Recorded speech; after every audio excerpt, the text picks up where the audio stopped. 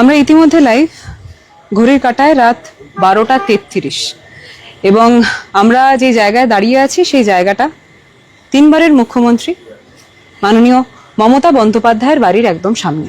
এবং এই যে লাইভটা করা হচ্ছে এটা মূলত একটা জিনিস জানানোর জন্য করা হচ্ছে এবং একটা জিজ্ঞাস্যকে কেন্দ্র করে তার পরবর্তীতেই করা হচ্ছে যে মমতা বন্দ্যোপাধ্যায় তার পাশে থাকা সিকিউরিটি যখন মমতা বন্দ্যোপাধ্যায় সিএম হননি তার আগে থেকে তার পূর্ণ যাত্রার সাথে যারা যুক্ত ছিলেন, হঠাৎ করেই আজ 7টার পরবর্তীতে কোনো প্রায়র নোটিশ ছাড়াই তাদের সকলকে উইথড্র করে নেওয়া হয়েছে।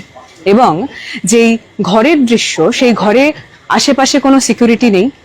আমাদের প্রশ্নটা সকলের একটা জায়গাতেই এসে দাঁড়াচ্ছে যে এইটা কোনো জায়গায় সংবিধান মান্যতা পেয়ে তার পরবর্তীতে কি করা হয়েছে, এবং শুধুমাত্র তাই কেন, তার পাশাপাশি আরো কিছু বিষয় যেগুলো রয়েছে সেইগুলো হচ্ছে যে মমতা বন্দ্যোপাধ্যায় যখন মাঠে নেমেছেন, মমতা বন্দ্যোপাধ্যায়ের সাথে এত সংখ্যক জনস্রোত যখন মাঠে নেমেছে, ওনার এক ডাকে 41% যেই ভোট আমরা পেয়েছি, সেই প্রত্যেকটা ব্যক্তির কণ্ঠস্বরে উঠে আসা জয় বাংলা মনে হচ্ছে যেন শাসকে বসে থাকা কোনো ব্যক্তিদেরকে ভয়ের কারণ হিসাবে তার পরবর্তীতেই গোটা দৃশ্যটা আমাদের চোখের সামনে আসছে।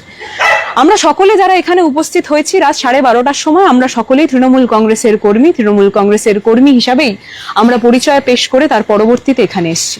আমাদের মূল বক্তব্য একটা জায়গাতেই, যে এইভাবে দমিয়ে দেওয়া কি সম্ভব? আমরা যখন এখানে দাঁড়িয়ে এই লাইভটা করছি, আমাদের সকলের কণ্ঠস্বরে আমাদের সকলের বক্তব্য রয়েছে। ময়নাদি, আমরা এই যে দৃশ্য দেখছি, এটার পরবর্তীতে আমরা তোমার কি বক্তব্য? এটা তো একটা তৃণমূল কর্মী হিসেবে কেন, সাধারণ মানুষ হিসেবেও এই জিনিসটা একটা অকল্পনীয় একটা বিষয়। পৃথিবীর ইতিহাসে এই রকম দিন বোধহয় কেউ আমরা দেখিনি। তো সেক্ষেত্রে আমাদের দেখতে হচ্ছে আমাদের দুর্ভাগ্য যে তিনবারের প্রাক্তন মুখ্যমন্ত্রী, তার বাড়ির থেকে সিকিউরিটি গার্ড তুলে নেওয়া হয়েছে। এটা আমি পশ্চিমবাংলার মানুষের কাছে একটা প্রশ্ন ছুড়লাম। আমরা সবাই মিলে একত্রভাবে এই ভিডিওটা করার একমাত্র কারণ হচ্ছে, এটা কি ঠিক হচ্ছে? এটাকেই কি রাজনীতি বলা হয়? এটাকেই কি সঠিক রাজনীতি বলা হয়? আপনাদের কি মতামত প্লিজ একটু জানাবেন। বাদবাকি সবাই আছে, তারাও বলবে।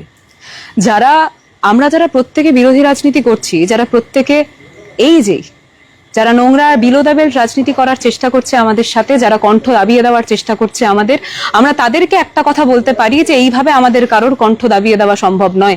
যেইভাবে তারা চক্রান্ত করে তার পরবর্তীতে মনে করছে যে আমরা সকলে ভয় পাবো, এইভাবে তৃণমূল কংগ্রেসের না কর্মীরা ভয় পায়, না নেতৃত্বরা। আমরা বারবার একটা কথা বলতে চাই যে যেইভাবে নোংরা চক্রান্ত করে, যেইভাবে আজকে যখন মমতা বন্দ্যোপাধ্যায় রাজপথে নেমেছেন, তার সাথে যেই জনস্রোত সেখানে নেমেছে, সেই জনস্রোত দেখার পরবর্তীতে যেই নোংরা চক্রান্ত করা হয়েছে, যেই সিকিউরিটিরা গত 20 বছরের থেকেও আরো বেশি পথ মমতা বন্দ্যোপাধ্যায়ের সাথে পালন করে এসছে, আজকে যখন তাদেরকে কেন্দ্র করে হঠাৎ করেই তাদেরকে সরিয়ে দেওয়া হচ্ছে এবং তার পরবর্তীতে আমরা দেখতে পাচ্ছি যে এমন একটা সময় গোটা দৃশ্য পেশ করা হচ্ছে, সেটা হচ্ছে সন্ধ্যে 7টা-8টার। তার পরবর্তীতে আমরা সকলে জানতে চাই যে প্রায়র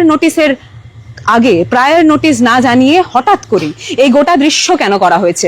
আর বারবার আমরা তৃণমূল কর্মী হিসাবে একটা জিনিস বলতে চাই যে এইভাবে তৃণমূল কংগ্রেসের কোনো কর্মীকে ভয় দেখানো সম্ভব নয়। তৃণমূল কংগ্রেসের প্রত্যেকটা কর্মী নেত্রী মমতা বন্দ্যোপাধ্যায়, অভিষেক বন্দ্যোপাধ্যায় এবং তৃণমূল কংগ্রেসের সকলের পাশে আছে। আমরা সকলে একে অপরের পরিপূরক হিসাবে, আর হ্যাঁ, যদি প্রয়োজন পড়ে পিএসও হিসাবে, যদি প্রয়োজন পড়ে এই গেটের সামনে আমরা রোজ এইভাবেই, সেটা রাত হোক বা দিন, আমরা সকলেই দাঁড়িয়ে থাকবো, সারাক্ষণ দাঁড়িয়ে থাকবো। আমরা বারবার একটা বার্তা দিতে চাই যে এইভাবে কারোর কণ্ঠস্বর দাবিয়ে দেওয়া সম্ভব নয়। আমাদের কণ্ঠস্বরে জয় বাংলা যেইভাবে উঠে এসেছিল, আমাদের কণ্ঠস্বরে জয় বাংলা আগামী দিনেও উঠে আসবে। তাই এইভাবে ভয় দেখানো সম্ভব নয়। আমরা সকলে মিলে চলুন জয় বাংলা বলে, জয় বাংলা, জয় বাংলা, জয় বাংলা, জয় বাংলা, জয় বাংলা, জয় বাংলা, জয় বাংলা। ব্যানার্জি জিন্দাবাদ, মমতা ব্যানার্জি জিন্দাবাদ, মমতা ব্যানার্জি জিন্দাবাদ, মমতা ব্যানার্জি জিন্দাবাদ, মমতা ব্যানার্জি জিন্দাবাদ। জয় বাংলা, জয় বাংলা, বাংলা, জয় বাংলা। আপনারা তো শুনছেন, আমরা তাদের সকলকে একটা কথা বলছি যে তৃণমূল কংগ্রেসের প্রত্যেকটা কর্মী এইভাবেই রাত হোক বা দিন এইভাবেই এই বাড়ির সামনে থাকবে। যদি আগামী দিনে পিওসও বা যাদেরকে সরিয়ে নেওয়া হয়েছে তাদেরকে আবার সেখানে আমরা না পাই, বা সেই যোগ্য জায়গা মমতা বন্দ্যোপাধ্যায় সিকিউরিটির জন্য যদি সেখানে উপস্থিত না হয়, তৃণমূল কংগ্রেসের প্রত্যেকটা কর্মীরা এখানে দিন রাত ডিউটি দেবে এবং তৃণমূল কংগ্রেসের প্রত্যেকটা কর্মীর বক্তব্য এটা।